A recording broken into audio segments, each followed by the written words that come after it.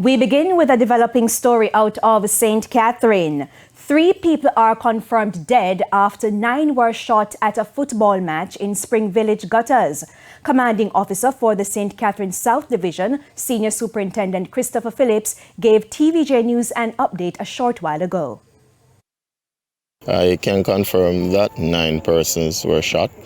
3 has since succumbed to their injuries, and 6 persons being treated at Spanish Town Hospital after gunmen invaded a football game down in the Spring Village community and opened fire on the crowd there. We are currently on location trying to put the pieces together. We have not gathered, what could have caused this incident. So the team is on the ground.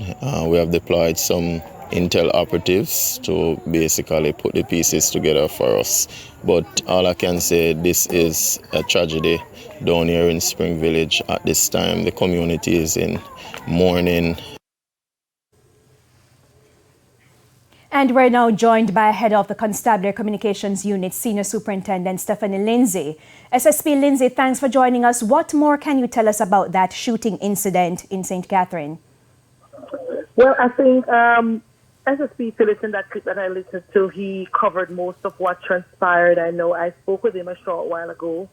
They have persons on the ground now trying to get a clearer picture of what transpired. I know that at the time when I spoke with him, we learned that it was an inter-departmental match between workers, and they were able to confirm that of the 3 persons that were killed during that incident, 2 of them were connected to the company.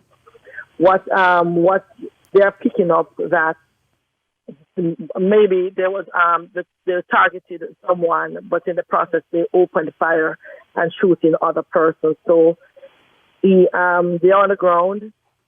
They are getting as much information as they can. There is additional support that was moved into the area. So it is still very early to really ascertain what was the motivation behind this incident this afternoon. Okay, thank you so much, SSP Lindsay, updating us on a shooting incident at a match in Spring Village in St. Catherine.